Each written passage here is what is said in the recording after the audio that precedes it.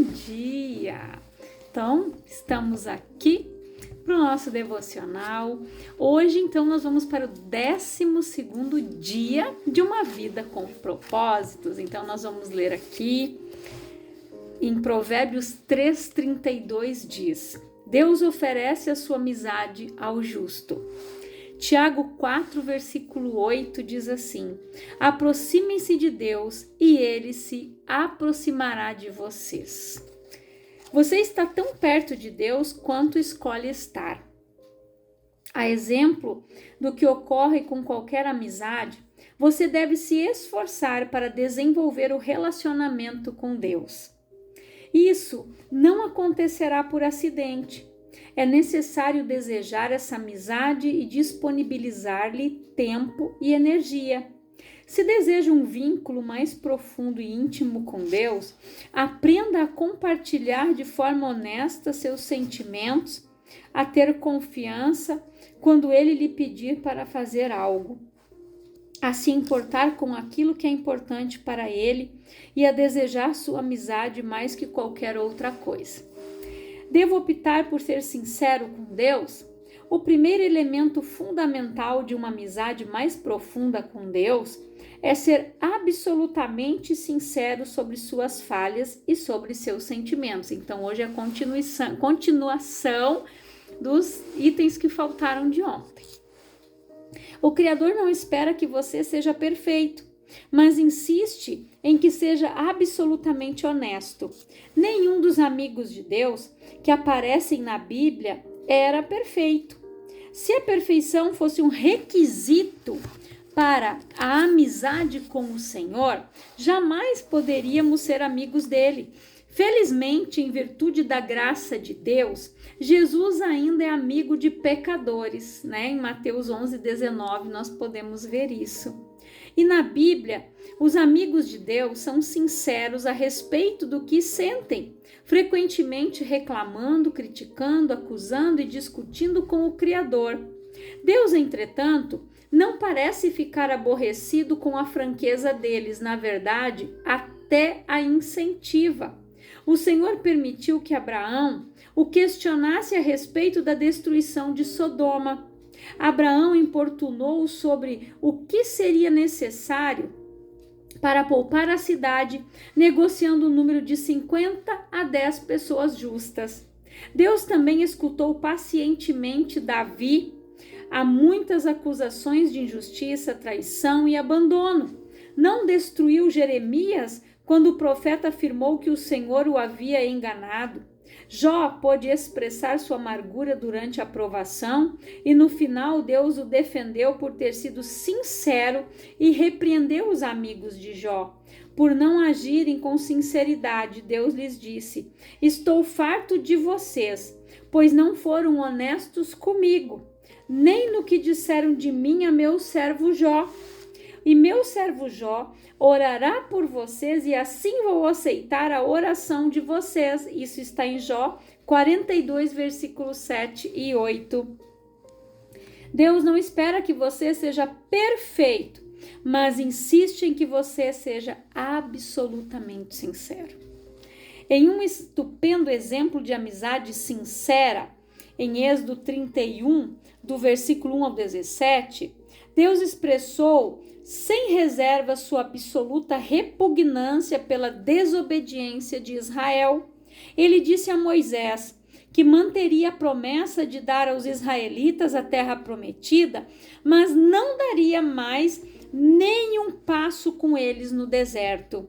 Deus estava aborrecido e disse a Moisés exatamente como se sentia.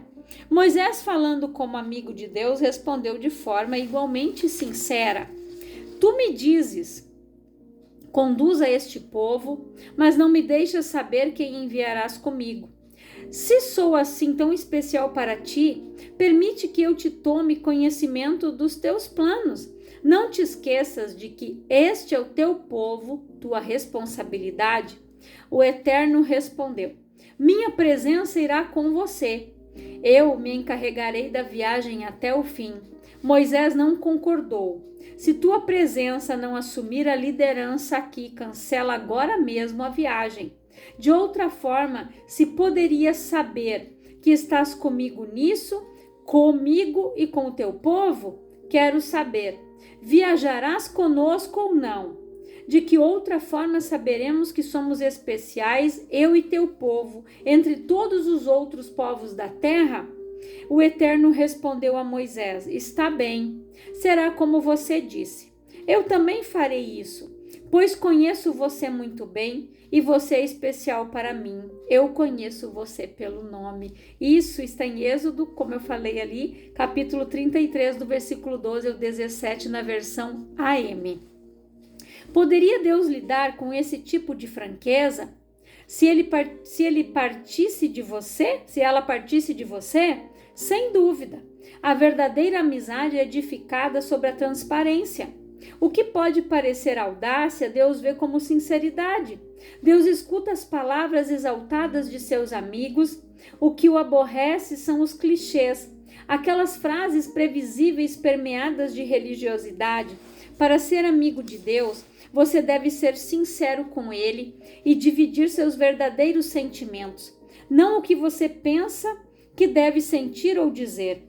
Quem sabe você precise confessar alguma raiva ou ressentimento oculto em relação a Deus em certas áreas de sua vida, nas quais você se sentiu enganado ou decepcionado, até que tenhamos amadurecido o suficiente para compreender que o Senhor usa todas as coisas para o nosso bem.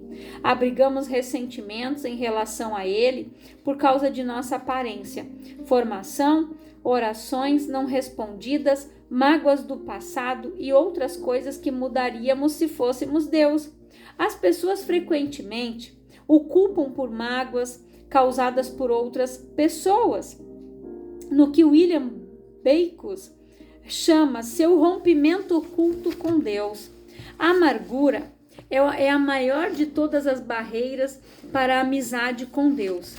Por que eu iria querer ser amigo de Deus se Ele permitiu isto? O antídoto, é claro, é perceber que o Senhor sempre age em nosso benefício, mesmo quando sofremos e não conseguimos entender o que está acontecendo. Livrar-se dos ressentimentos e revelar o que sentimos, porém, são os primeiros passos para a cura. A exemplo do que faziam os amigos de Deus na Bíblia, diga a ele exatamente como você se sente, reflita a respeito de Jó, né?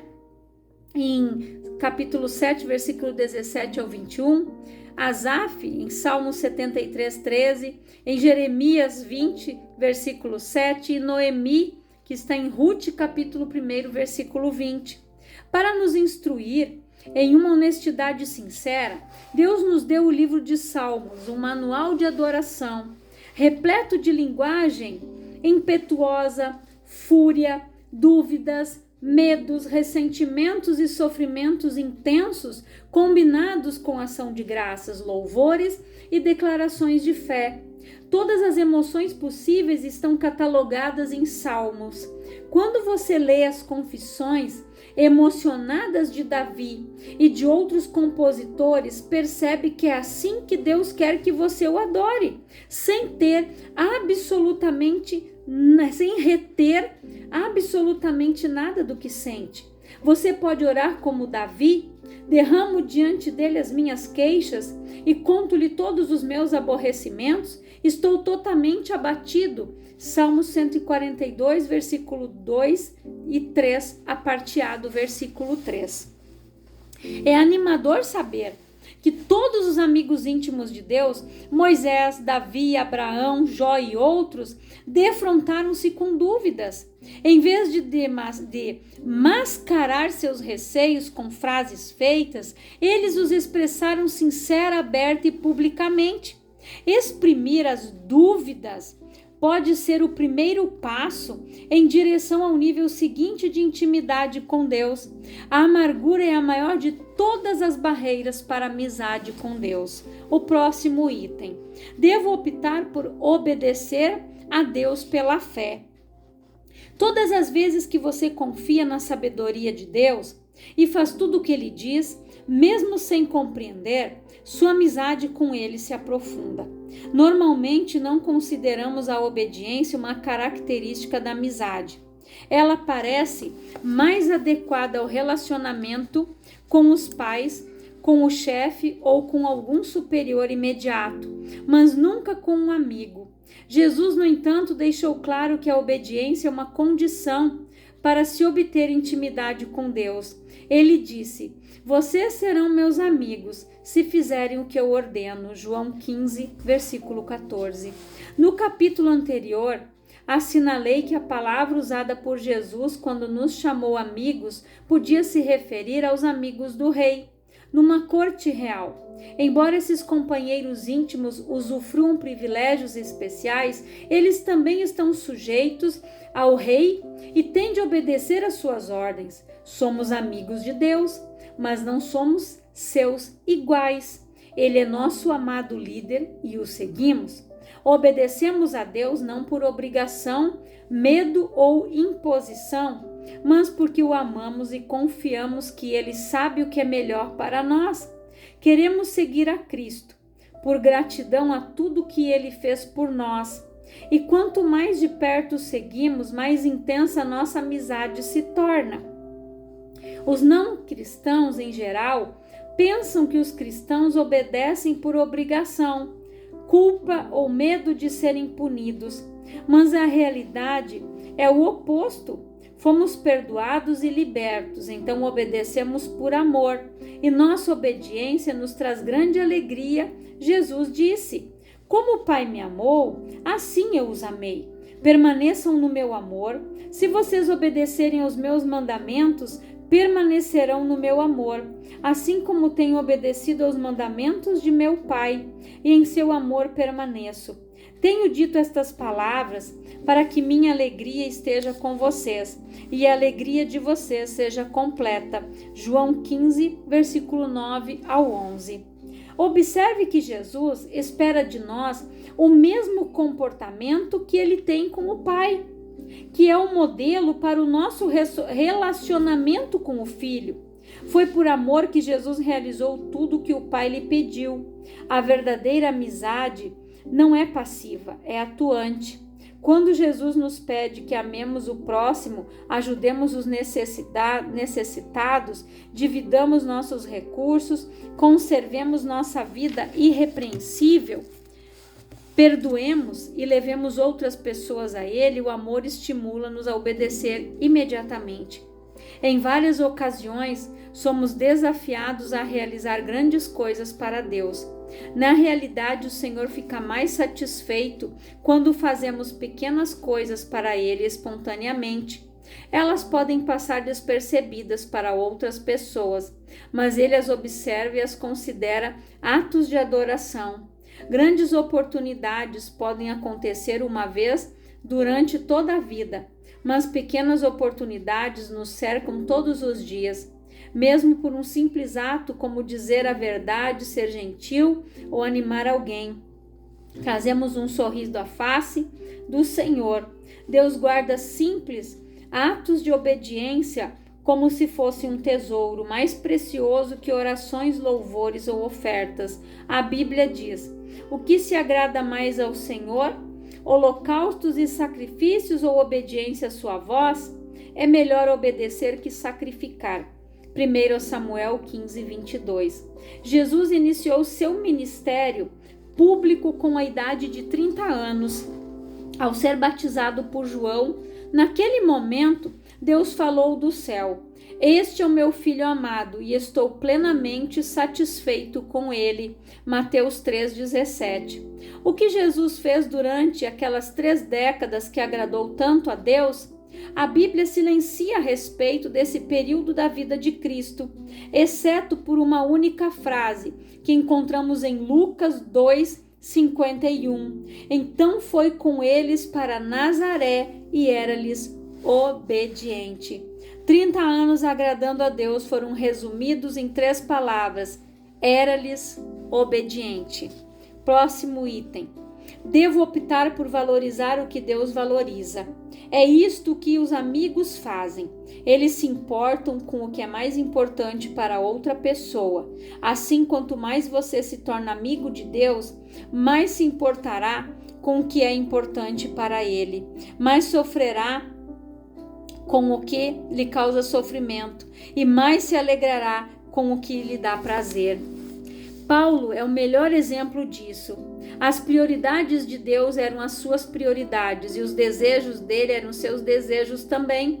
O que me deixa tão abatido e que me preocupo demais com vocês é a paixão de Deus queimando dentro de mim. 2 Coríntios capítulo 11, versículo 2.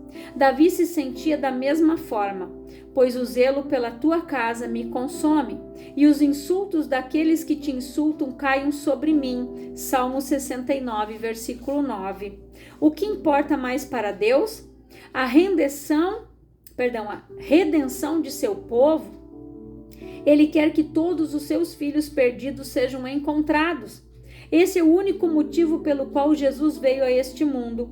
A coisa mais preciosa ao coração de Deus é a morte de seu filho. A segunda coisa mais preciosa é quando seus filhos comunicam essa boa nova a outras pessoas.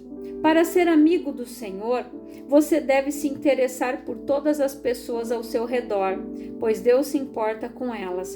Os amigos de Deus falam dele aos amigos. Próximo item. Devo desejar ser amigo de Deus mais que qualquer outra coisa. Os salmos estão cheios de exemplos desse desejo. Davi desejou apaixonadamente conhecer a Deus, expressando-se com palavras como anelo, anseio, sede e fome. Ele ansiava pelo Senhor e declarou: há uma coisa que realmente desejo do Senhor, o privilégio de viver durante toda a minha vida na sua presença, para descobrir a cada dia um pouco mais da sua perfeição e do seu amor. Salmos 27, versículo 4. Em outro salmo ele diz: o teu amor para mim vale mais que a vida. Salmos 63, 3. O desejo de Jacó pelas bênçãos de Deus era tão intenso que ele lutou uma noite inteira com o Senhor, dizendo: não te deixarei ir, a não ser que me abençoes. Gênesis 32, versículo 26, parte B do versículo. A parte mais maravilhosa dessa história é que Deus, que é todo-poderoso, permitiu que Jacó vencesse. O Criador não fica ofendido quando lutamos com ele, porque lutar exige contato pessoal e nos traz para perto dele. Lutar também é uma atitude apaixonada, e Deus gosta quando demonstramos paixão por ele. Paulo foi outro homem que nutriu uma amizade ardente com Deus. Nada era mais importante que sua primeira prioridade, objeto de sua total concentração, e o mais importante, objetivo de sua vida. Esse foi o motivo pelo qual Deus usou Paulo de forma tão grandiosa.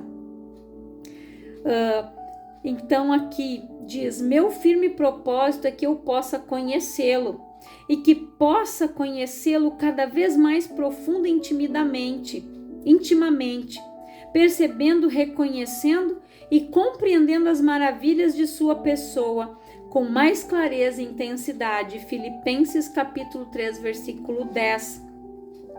A verdade é, você está tão perto de Deus quando escolhe estar. A amizade íntima com Deus é fruto de uma escolha, não de uma eventualidade, e você deve buscá-la intencionalmente. Você realmente a deseja mais que qualquer outra coisa? Qual a importância disso para você? Vale a pena desistir de outras coisas por causa dela?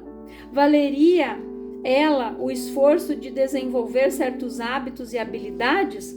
Talvez você tenha sido apaixonado por Deus no passado, mas perdeu aquele desejo. Esse foi o problema dos cristãos de Éfeso. Haviam perdido o primeiro amor, faziam todas as coisas corretamente, mas por obrigação, não por amor. Se você está passando por alguma instabilidade espiritual, não se surpreenda quando Deus permite que você sofra. O sofrimento é o combustível da paixão. Ele gera energia com tal intensidade que transforma o que normalmente não possuímos. Assim disse C.S. Lewis: o sofrimento é o megafone de Deus. É a forma de Deus nos sacudir da letargia espiritual. Os nossos problemas não são uma punição, mas apelos de um Deus amoroso para nos despertar. O Senhor não está irritado com você, está irritado por você e fará o que for necessário para trazê-lo de volta à comunhão com Ele. Há, porém, um meio mais fácil de reacender a paixão por Deus. Comece a pedir que Ele lhe dê essa paixão e continue pedindo até que a receba. Repita esta oração ao longo do dia. Querido Jesus, mais que qualquer outra coisa, quero conhecer-te intimamente. Deus disse aos cativos na Babilônia: quando vocês me buscarem, me encontrarão. Sim, quando me buscarem de todo o coração. E em primeiro lugar, dou a vocês a certeza de que não vão se decepcionar. Jeremias 29:13. Seu relacionamento mais importante. Não há nada, absolutamente nada mais importante que fazer amizade com Deus. Esse é um relacionamento que durará para sempre. Paulo disse a Timóteo: algumas dessas pessoas perderam a coisa mais importante da vida. Elas não conhecem a Deus. 1 Timóteo capítulo 6, versículo 21, parte A. Você perdeu a coisa mais importante da vida? Pode fazer algo a respeito agora mesmo. Lembre-se, a escolha é sua. Você está tão perto de Deus quanto escolhe estar. Então, pensando sobre o meu propósito de vida, tema para reflexão: estou tão perto de Deus quanto escolho estar? Versículo para memorizar: aproxime-se de Deus e Ele se aproximará de vocês. Tiago 4, capítulo 8, parte A do versículo. Pergunta para meditar: que escolhas práticas farei hoje para me aproximar mais de Deus? Então fica aqui essa reflexão. Então a gente aprende que nós precisamos desenvolver uma amizade com Deus. Sermos sinceros com Deus. A palavra diz que Ele trabalha com os puros e sinceros de coração. Precisamos expor os nossos sentimentos, como eu li aqui. Ser sincero com Deus, como Davi foi, como outros, foram, como Moisés foi, Abraão foi. Então eles conversavam com Deus, colocavam com o Senhor seus questionamentos, suas dúvidas, Então, todos eles tinham aquela amizade, intimidade com o Senhor. Então, nós precisamos ter isso. Quando Deus disse para Abraão: pega o teu filho, o teu único filho, leva lá e vai sacrificar ele para mim. Abraão foi porque Abraão sabia quem era Deus. Tanto que quando eles subiram, ele e o menino disse: pai, aonde está o cordeiro? Ele disse: o Senhor proverá para si o cordeiro. E ele disse: se Deus matar, Deus é Deus para ressuscitar ele dos mortos. Então Abraão sabia quem era o Deus que ele servia. Se Deus havia dado para ele aquele filho, e aquele filho era a promessa de que dele seria uma grande nação, que ele seria o pai de uma grande nação, que a sua descendência seria daquele jovem, ele sabia que Deus iria trazer ele de volta à vida. Confiança. Ele sabia quem era o amigo, em quem ele podia confiar de verdade. Assim como nós temos laços, elos com pessoas ao nosso redor, assim nós temos que ser com Deus. Sermos sinceros na nossa oração, expor os nossos sentimentos, as nossas dúvidas, questionamentos. Não culpar ao Senhor, mas colocar diante dele: Senhor, tal situação aconteceu, eu não gostei, isso me incomodou, Pai. O porquê que isso aconteceu? E Deus, ele vai te mostrar. Então, tenha essa intimidade com o Senhor, porque a oração, gente, é orar, ter intimidade, é fazer como Ana, colocar a sua alma, expor seus sentimentos. Ela foi curada, foi abençoada, mas nós precisamos ser sinceros com Deus, expor o que tem no nosso coração, raiva, ódio, ressentimento, mágoa, coloca para fora, coloca diante de Deus, e Deus ele vai te dar a cura, Deus ele vai restaurar a tua vida. Eu quero orar, Pai, em nome de Jesus. Eu oro por todas as pessoas, Senhor, que têm ouvido esta palavra, que estão participando desse propósito, uma vida com propósito, onde nós estamos no 12º estudo, Pai. Que a tua bênção esteja sobre a vida deles, que o Senhor a cada capítulo fale mais ao coração deles, que o Senhor desperte este desejo de ter intimidade, de ser amigo do Senhor, Pai, de conversar com o Espírito Santo, de estar em comunhão com o Senhor 24 horas por dia, Pai. Que o Espírito Santo desperte esse desejo, que haja esse mover na vida de cada homem e de cada mulher, em nome de Jesus. Que Deus te abençoe grandiosamente.